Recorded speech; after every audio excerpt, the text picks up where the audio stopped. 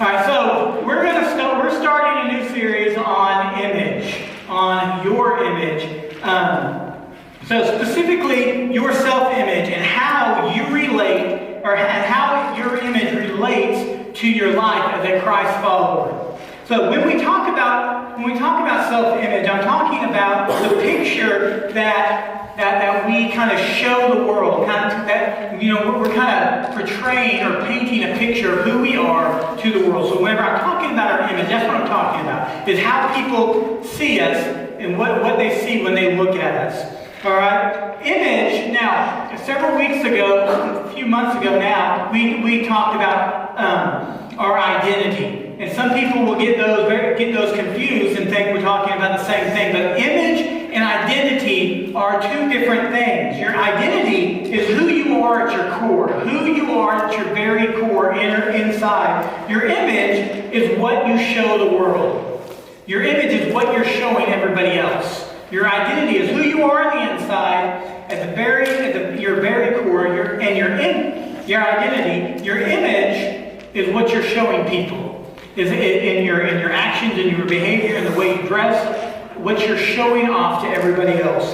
Now, not very many people will post on social media about their failures, about their shortcomings, or about how they hurt people. Do they? You don't usually see very many posts about how someone's messed up, or whenever you've had a really bad day and you've done a lot of really dumb things. You don't get on social media and tell the world about all the dumb things you've done, right? We don't really get on social media and talk about our shortcomings and talk about our mistakes very often. Most of the time, whenever we share things, we share our positive things, right? We share things that are positive about us. We want people to look at us in a more positive light. We want our image to be a positive thing, to where it draws people in so that they want to hang around us, right? We all project different images to the world. We all project an image. And this image, it puts a focus on us. This image that we project to the world, it kind of puts a focus onto us. So we're going to take a look at what Jesus has to tell us about image. What does Jesus say about our image? And what does he say that we're supposed to be projecting to the world? What our image should really bring attention to. All right, so we're going to be in a couple of different books. We're going to start off in John chapter 3. So if you could flip to John chapter 3 real quick. And once you find that, help your neighbor find it. It's in the New Testament. So flip it a little over halfway through the Bible. Matthew, Mark, Luke, and then John chapter 3. So we're going to take a look at this guy that goes by the name John. His name is John. People call him John the Baptist. And we're getting ready to read John chapter 3. This is a different John. The author of John was the disciple John. John the Baptist was not the author. So don't get those confused. But John the Baptist was someone who could have been very image driven. He was kind of a rock star in his day. A lot of people came to see him and came and wanted to be a part of what he was doing. He could have been very, very kind of prideful and built himself up and be like, hey, look at me and look at all these people. But John, in fact, Jesus even called John the greatest human to have ever been born. That is something to brag about, am I right? The Messiah, the Son of God, said, this is the greatest man who ever been born. That's pretty crazy, right? All right, come on up, Savannah. So, John the Baptist, that Savannah's getting ready to read about, he was Jesus' cousin. And his birth was announced by angels. He had a lot of things to be prideful for. He baptized Jesus. He baptized him. So Jesus said he's the greatest guy ever born, and he baptized our Messiah. That's a lot of things to be proud about, isn't it? So let's see what John has to say in 27 through 30, please. John answered and said, a man can receive nothing unless it has been given him from heaven. You yourselves are my witness that I said, I am not the Christ, but I have been sent ahead of him. He who is the bride is the bridegroom, but the friend of the bridegroom who stands and hears him rejoice greatly because of the bridegroom's voice. So this joy of mine has been made full. He must increase, but I must decrease. So, what's going on here is John's disciples, John's followers are kind of flocking to him and like, hey, something's going on. All the people that used to hang out with you was hanging out with this other guy. And they're kind of freaking out, you know, they're losing, they're like, we're losing our crowd, we're losing the popularity. He said, no, and then John answers it in some of the most humble way possible. He said, no one can receive anything unless it has been given to him from heaven. He's saying, hey, everything I've had has been given to me. And it says, you yourself can testify that I said, I am not the Messiah. So John's got people following him, listening, calling him, hey, asking him, are you the Messiah? Thinking that he is it. And John's like, whoa, wait a second, guys. I'm not it. There's somebody else bigger than me. He said, but I've been sent ahead of him, being the Messiah. And then he says, I must increase so that he must increase. I must be. My ADHD kicked in. He must increase, so I must decrease. He's saying Jesus has to increase. Jesus' plan is so much bigger than anything that I've got going on. See, John had a job to prepare the way for Jesus. John was prophesied about years before, back in the Old Testament, whenever he said he's going to prepare the way in the wilderness. And that's what John did. John walked around in the wilderness, preaching and teaching, telling people to get right because the Messiah is coming. So John had a job. John had a purpose. And so his whole image was wrapped up in teaching about God and teaching about the coming Messiah. John's followers, they were freaking out because everybody was leaving him. Everyone was going off and trying to find and going over to Jesus, and his disciples were kind of freaking out about it.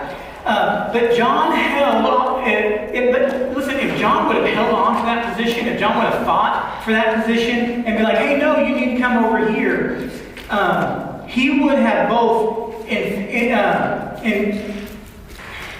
he would have interfered with Jesus' mission, and he would have damaged the mission and damaged the reason, the purpose that Jesus came. So if he would have held on to the identity that he had, if he would have held on to the identity that everybody gave him as John the Baptist, the guy to go see to get right with God, if he would have held on to that image, then he would have messed up the plans that God had for Jesus and his ministry. So now, I'm sure it probably was pretty hard for John to give up his popularity. It doesn't talk about that, but I mean, it'd be kind of hard to give up. I mean, everybody's loving you. Everybody, coming to you, talking you up, building you up. It'd be kind of hard to see those crowds start to disappear, wouldn't it? It'd be kind of hard to see all your friends start to go hang out with somebody else instead, right?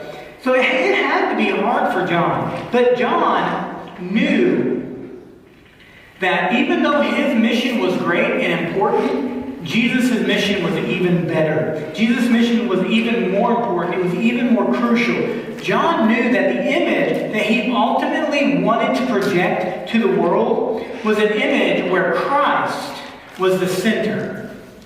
John wanted to take that image that the world has given him as being the guy to go to and change that image to the guy pointing to the Messiah. He wanted Christ, Jesus Christ, to be the center of his image, so whenever people thought of him, they would think of him pointing them to Jesus. And when Jesus came on the scene, he said, you need to quit following me. You need to follow him because he is more important. He said even at one point that I'm not even worthy to put his sandals on his feet. I'm not worthy. He said, this guy's so much bigger than me. He took and got rid of his image, got rid of that popularity, and put Christ in the center of it. Now, we all have an image. Whether you want to admit it or not, you have an image. Some of you have an image as people who do sports, as a job. Some people have images of in health academies. Some people have images of runners, of drums, of all different types. Everybody has a different image. You put on that image, and we have a choice to make, just like John the Baptist had a choice to make. We can hold on to that image, and we can fight for that image. We can hold on to our image and get in the way of the plans that God has for us, and get in the way of what God is doing in us, or we can get out of the way and put Christ at the center of our image. We can make our image reflect Jesus. That way, when people think of us, they will see Jesus, and therefore be sent to the Messiah, so that they can have that saving grace that Jesus offers them.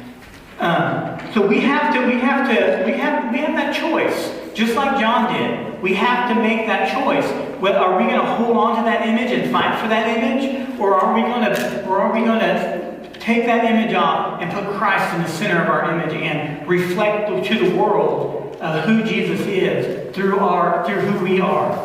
All right. Now let's flip over to Mark. So you're in John, so you got to flip back. So it's Matthew, Mark, Luke, John. So you got to flip back to Luke and then back to Mark.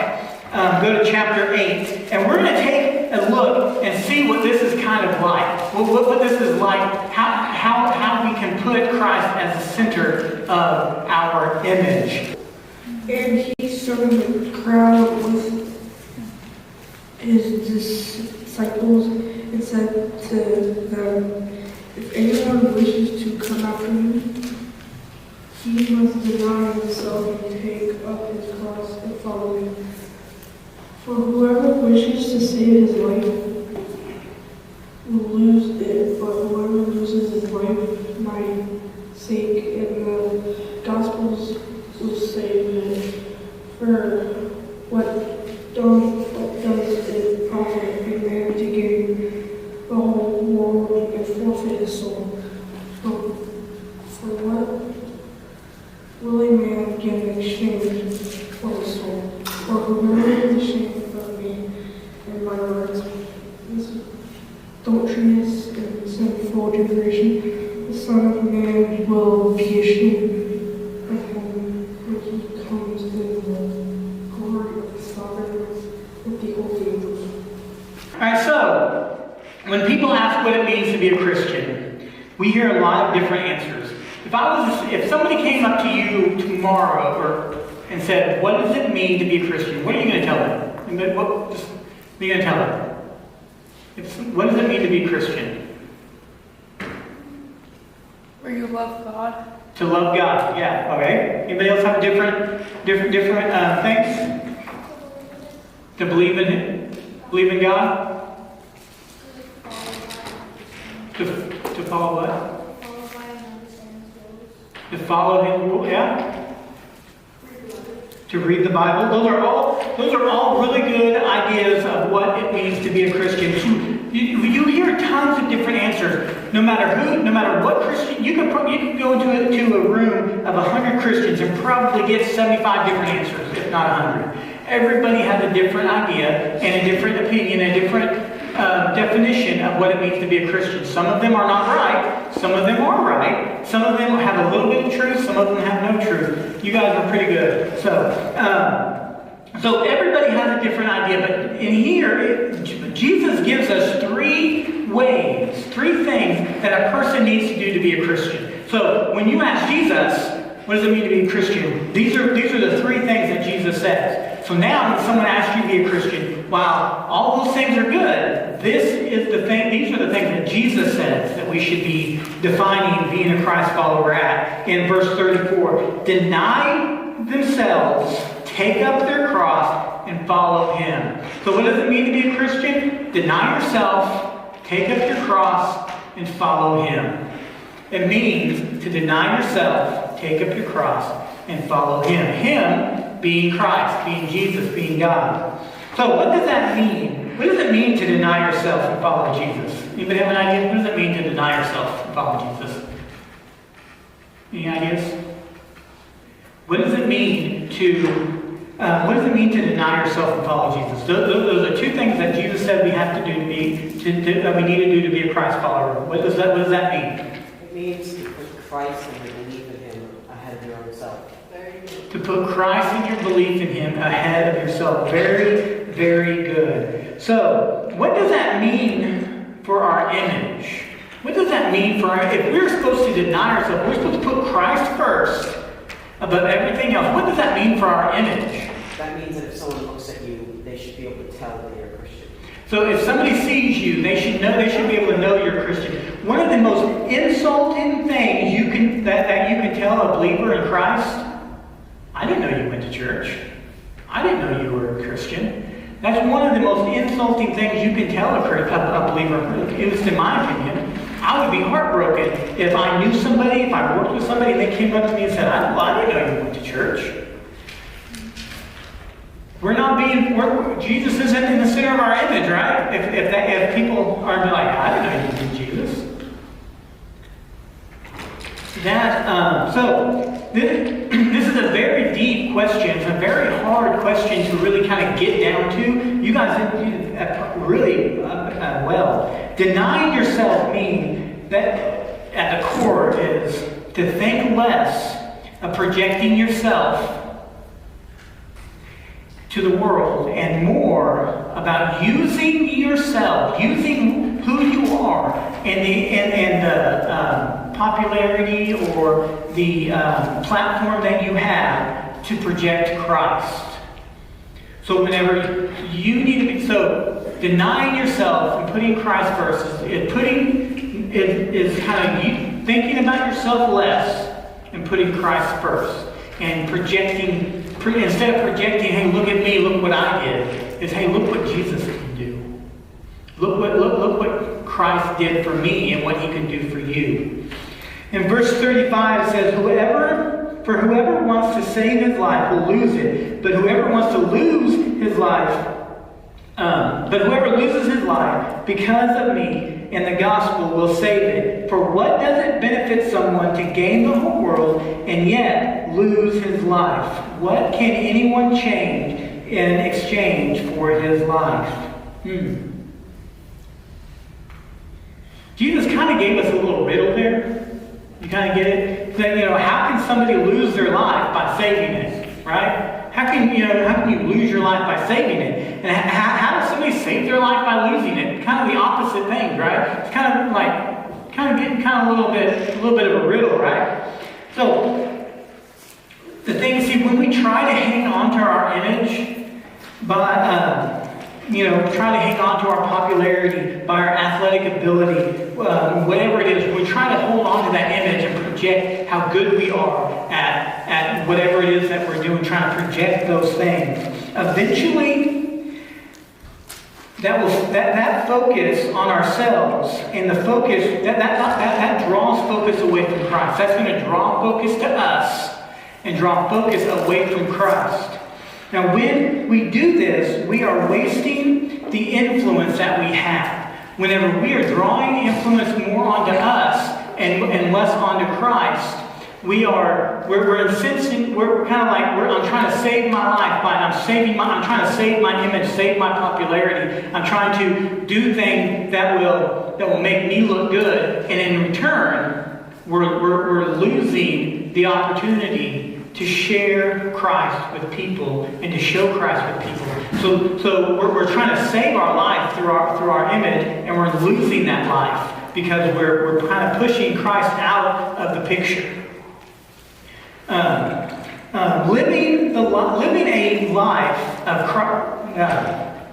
Living the life of a Christ follower is not about the image that we project to the world.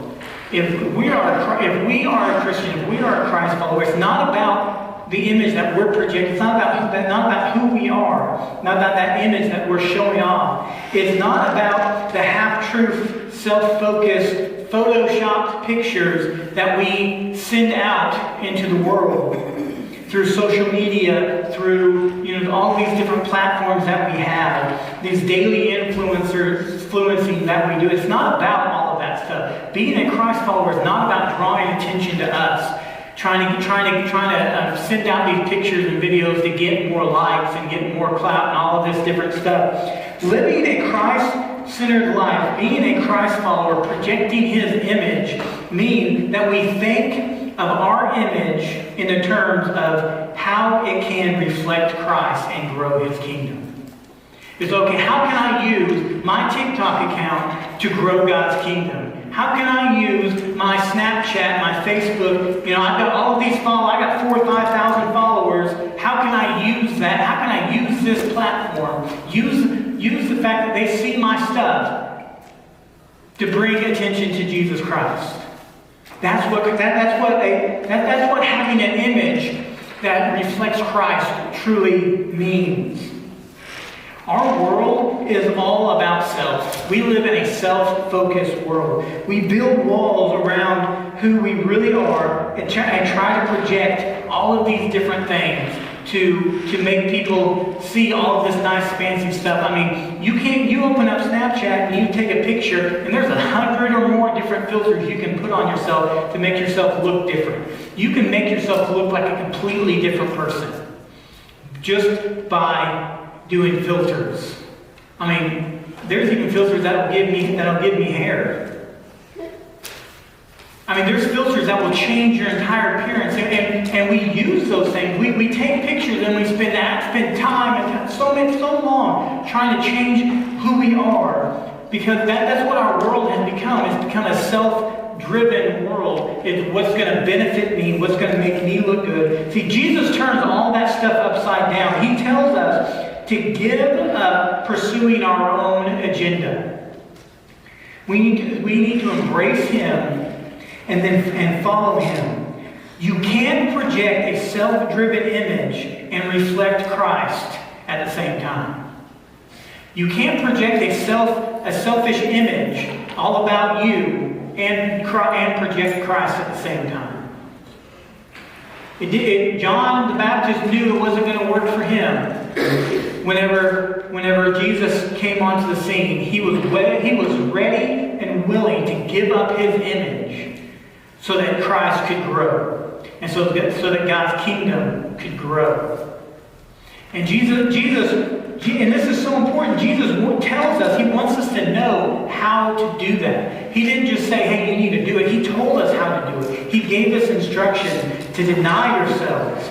Take up your cross. Now, the taking up your cross, we really didn't talk about that a lot. Taking up your cross. Does anybody know, when Jesus talks about the cross, He's not talking about the pretty little necklaces that we wear, or the pictures on the t-shirts, or the things we hang on our wall. He wasn't talking about that cross.